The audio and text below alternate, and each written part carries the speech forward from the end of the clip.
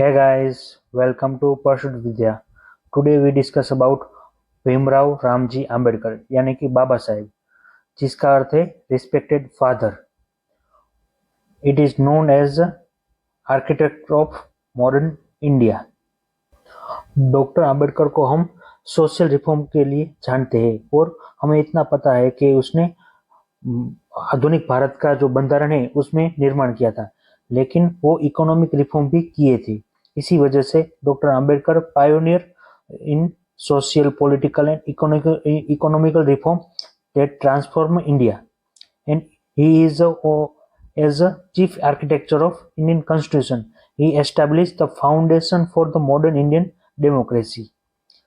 बाबा साहेब आम्बेडकर के द्वारा जो भी कार्य किए गए हैं उसने भारत में नहीं पर विश्व में भी उसका प्रभाव डाला था, जो हम देखेंगे कि आज इसकी जयंती बाबा साहेब आम्बेडकर की जयंती के नाम पे हम ये समझेंगे कि कौन कौन से कार्य किए थे उसने और अभी मॉडर्न आधुनिक भारत में वो किस तरह से हमें आगे की मार्ग दिखा सकते हैं. He advocated for equality, justice and inclusive continue to inspire movement for human right worldwide. यानी कि हम बाबा साहब आम्बेडकर को दलित का नेता ही समझते हैं, लेकिन उसने हर कोई भी जो पीड़ित है, जिसका शोषण होता है, उसके विरुद्ध आवाज उठाने के लिए उसने शक्ति दी थी, जिसमें उसने कॉन्स्टिट्यूशन को एक आधार बनाया. हम उसकी सोशल रिफॉर्म के बारे में थोड़ा देख लेते हैं. Ambedkar's role in social reform. he continues the movement as anti-caste movement and lead campaign against untouchability and include the historic in 1927 महाद सत्याग्रह. एक तरफ उस समय भारत में आजादी की मूवमेंट चल रही थी और दूसरी तरफ आम्बेडकर के नेतृत्व में दलित का जो साथ जो भेदभाव हो रहा था उसके खिलाफ आवाज उठा रहे थे. और उसी के चलते महार जो महाराष्ट्र की दलित जाति थी उसको उसके डिस्क्रिमिनेशन के अगेन मूवमेंट चलाई थी, उसे महार सत्याग्रह बोलते हैं. और उसी के चलते उसने उस समय किया था कि महार जाति को वहां पे तड़ाव था, उसको उसका पानी भी यूज करने की परवानगी नहीं थी, लेकिन भीमराव आम्बेडकर ने मूवमेंट चलाई और तड़ाव के पास जाके मनुस्मृति चला के जो शेड्यूल कास्ट का और राइट के लिए आवाज उठाई थी. और एक आश्चर्य की बात यह है और रसप्रद बात भी ये है कि जिसने मनुस्मृति जलाई थी उसी को आधुनिक भारत का मनु कहा जाता है, क्योंकि उसने जो आधुनिक भारत का जो बंधारण बना उसका आर्किटेक्ट से किया था, इसी वजह से उसको आधुनिक मनु भी कहा जाता है. वो एक इंटरेस्टिंग बाबत है. और उन्होंने एजुकेशन के बाबत में कई काम किए थे, जिसमें वो ऑलरेडी उसने जो शुरुआत में जो शिशु अवस्था थी उसकी, तब एजुकेशन में उसके साथ कई डिस्क्रिमिनेट हुए थे और उसी का सामना किया था. और आगे चल के उसने कोलंबिया यूनिवर्सिटी के पास से पीएचडी इन इकोनॉमिक्स की थी, इसी वजह से डॉक्टर की खिताब यूज होता है. He established People's Education Society and Siddharth college, भगवान बुद्ध के नाम पे सिद्धार्थ कॉलेज की स्थापना की थी. And promote philosophy as educate agitated and organise. ये उसका फेमस कोट है. इसका मतलब है कि कोई भी दलित है, कोई भी जिसका भी शोषण होता है उसको एजुकेट करो, उसके आंदोलित करो और ऑर्गेनाइज संगठित करो कि जिससे उसका शोषण है वो न हो सके. And create a scholarship for Dalit student. He also promote the temple entry movement. He lead in Kalaram temple entry movement and fought for equal access to public resource. यानी कि अभी भी हम देखते हैं कि कई जगहों पे सबरीमाला का मुद्दा था, जिसमें भी टेम्पल एंट्री, वुमन के टेम्पल एंट्री के लिए मूवमेंट चलाया था. वही उसी तरह भारत में टेम्पल एंट्री के लिए मूवमेंट चलाया था. He is effort contribute to temple entry and proclaim in the Travancore. And he also fight for women's right. He drafted the Hindu Code Bill and reformed the patriarchal practice, introduced provision for women property right and divorce right, an advocate for women's education and political representation. यानी कि हम अगर आम्बेडकर को दलित का नेता समझते थे, लेकिन आम्बेडकर के द्वारा ही जो हिंदू बिल लाया गया था, आधुनिक जो बंधारण का स्थापना हो गई थी और प्रथम लोकसभा थी ना, उसमें वो लॉ मिनिस्टर थे और उसी के द्वारा हिंदू कोड बिल लाया गया था, जिसमें पेट्रियार्की पर हमला किया गया था और उसको कमजोर करके वुमन के लिए राइट की स्थापना की थी, जिसमें वुमन की प्रॉपर्टी राइट और divorce right and advocate for education and political representation, जिसकी बात आम्बेडकर ने की थी। Now we look at the architect of Indian Constitution. As we know that he is the head of a Constitution Draft Committee, and Dr. Ambedkar created Indian detailed the written Constitution. This document guide Indian path to democracy while protecting right to all of its citizen. इसी वजह से जब आज़ादी की movement चल रही थी, तब कई लोग आम्बेडकर को कहते थे कि आप दलित की मूवमेंट चलाते हो, इसके बजाय भारत को ब्रिटिशर से आज़ादी करो। तब आम्बेडकर कहते थे कि ब्रिटिशर की गुलामी तो का 200 साल ही हुआ है, लेकिन जो मैं आज़ादी की लड़ाई लड़ रहा हूँ उसके तो हजारों साल से दलितों का शोषण हो रहा है। इसी वजह से जो आम्बेडकर ने सोशल रिफॉर्म के लिए कॉन्स्टिट्यूशन का रास्ता अपनाया, इसलिए कॉन्स्टिट्यूशन जस्टिस की बात की, equal protection under law, and he also advocate for fundamental right, guaranteed freedom right for the all citizen and social safeguard protection for marginalise community, यानी कि दलित और वुमन। क्योंकि हम देखते हैं कि आज अगर हम आधुनिक भारत में इंडियन नेशनल मूवमेंट देखते हैं तो 19वीं सदी में जो सोशल इकोनॉमिक रिफॉर्म हुए थे उसका मेन 2 टारगेट थे। वो एक तो वुमन था, जो वुमन के लिए राइट के लिए रिफॉर्म किए गए सोशल रिफॉर्म, एंड एक दलित था। दोनों को जस्टिस दिलाने के लिए आम्बेडकर ने कॉन्स्टिट्यूशन का रास्ता अपनाया और कॉन्स्टिट्यूशन के द्वारा इक्वल जस्टिस की बात की और प्रोटेक्शन ऑफ मार्जिनलाइज कम्युनिटी की बात की, and he also frame the legal framework and make a foundation for democratic governance, and also that Ambedkar vision create a balance between the government branches and independent court system.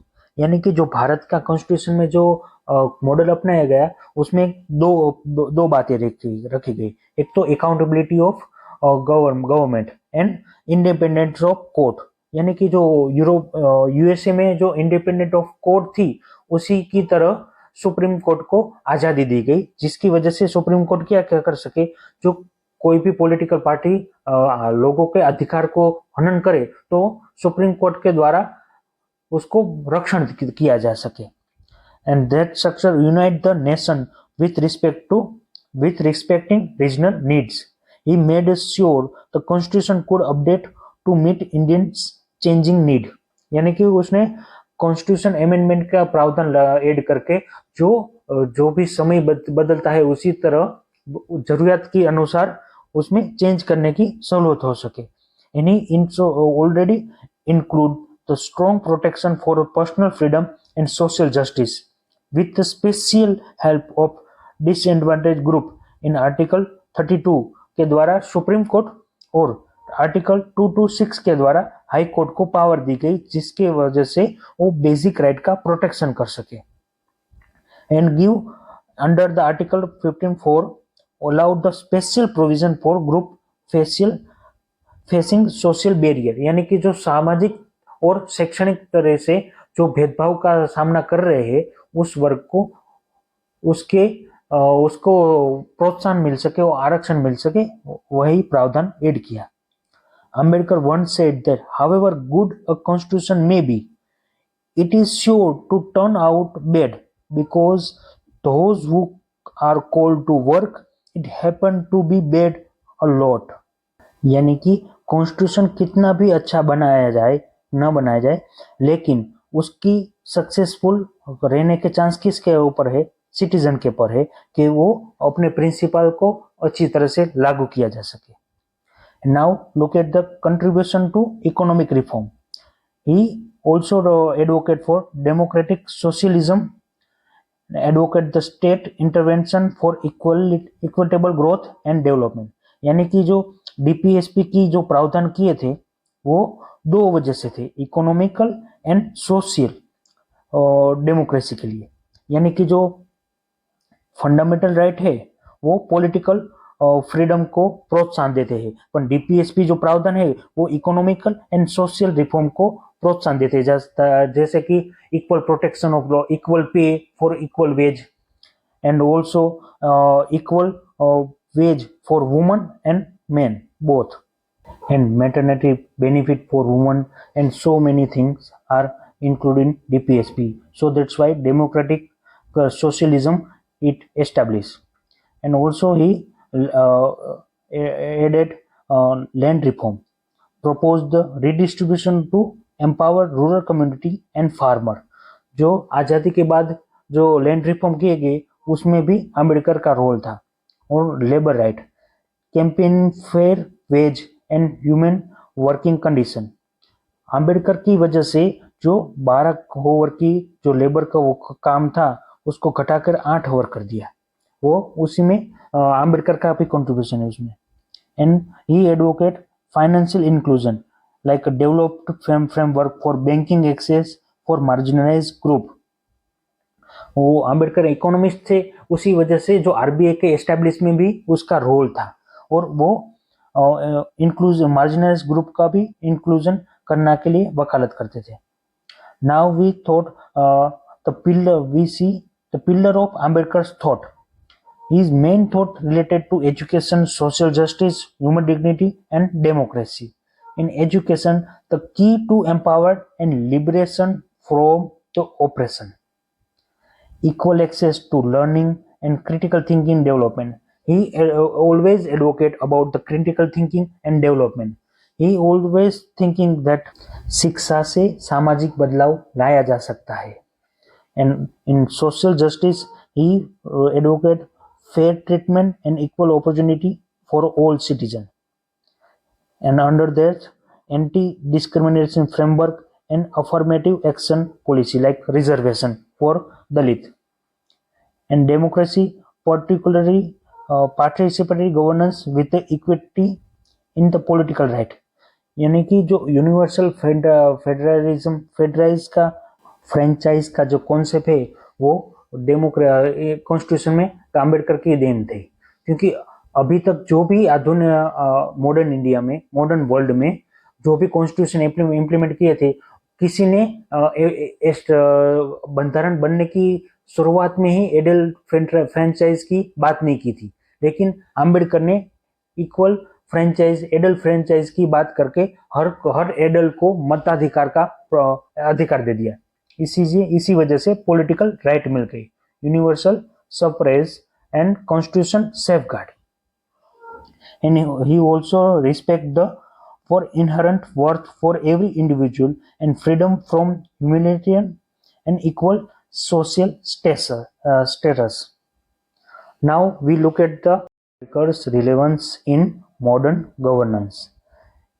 In inclusive policy making, like Ambedkar's vision can use in inclusive development, like his framework guide the equitable policy development, and also the reservation system in education and employment and protection of minority right. यानी कि जो inclusiveness and sustainable development के गोल में भी उसका importance है। And corporate ethics में corporate governance आता है, उसमें corporate responsibility standards and fair wage and work place quality step for his advocacy, anti discrimination policy, fair compensate framework, it help in corporate governance. Now in modern India, the digital democracy, it important thing. The Ambedkar's vision to accessible governance inform digital inclusive initiative. His philosophy guide the technology equity efforts. Now through digital democracy, we can bridging the digital divide and tech accessibility for marginalized community. It help to include and economically empower the marginalized people. Now, in the global importance of Ambedkar's idea, In human right framework, Ambedkar's anti-discrimination principle informed the global human right standard. His idea helped to combat systematic inequality worldwide. यानी कि जो human right का जो concept है कि कोई भी जाति को, कोई भी लिंग, कास्ट और नस्ल के साथ से भेदभाव करे बगैर एवरी ह्यूमन बीइंग को इक्वल ट्रीट करने की बात जो है वो अम्बेडकर से वर्ल्ड पे इम्पोर्टेंस रख सकती है। और now economic justice, his economic theory addressed the modern wealth disparity challenges and framework for inclusive growth and step for his policy. An academic influence, the global university study his constitutional and social theory. His work provide the model for address marginalization. And for sustainable development also it use as a equal justice for every human being. Now in conclusive notes on the Ambedkar's, his historic impact and is the very much influenceable which transformed India's social fabric through constitutional reform and established the legal protection against the discrimination and inequality. And contemporary relevance is his idea address the modern challenge in governance and ethics, and principle guide the diversity policy and social justice movement. And future application like new generation must apply his vision to emerging issue. His framework often solution for digital inclusive and climate justice. जो आधुनिक भारत की जो समस्या है उसको दूर करने में भी अंबेडकर के सिद्धांत उपयोगी हो सकते हैं। और मैं एक बात कहना चाहता हूँ कि जो हमारी मूवमेंट थी नेशनल मूवमेंट, उसमें और विदेश में भी जो भी जगह नेशनल मूवमेंट और क्रांति रिवोल्यूशन हुआ है उसमें एक चीज है कि जो सोशल थिंकर वो और जो एक्चुअल में जो मूवमेंट चलाए थे वो अलग पर्सन होते हैं। लेकिन भारत के केस में क्या है कि जो भी हमारे यहाँ थिंकर थे वही मूवमेंट चला रहे थे। उसी में जो बाबा अम्बेडकर के जो थिंकर है, जिसके विचार है भारत के विचार और सोशल विचार, उसी को इम्प्लीमेंट कॉन्स्टिट्यूशन के द्वारा हुआ, जिसका लाभ हमें आधुनिक भारत का कॉन्स्टिट्यूशन में दिख रहा है। ओके, अगर आपको लेक्चर पसंद आ रहा है तो लाइक, शेयर और सब्सक्राइब कीजिएगा। Thank you.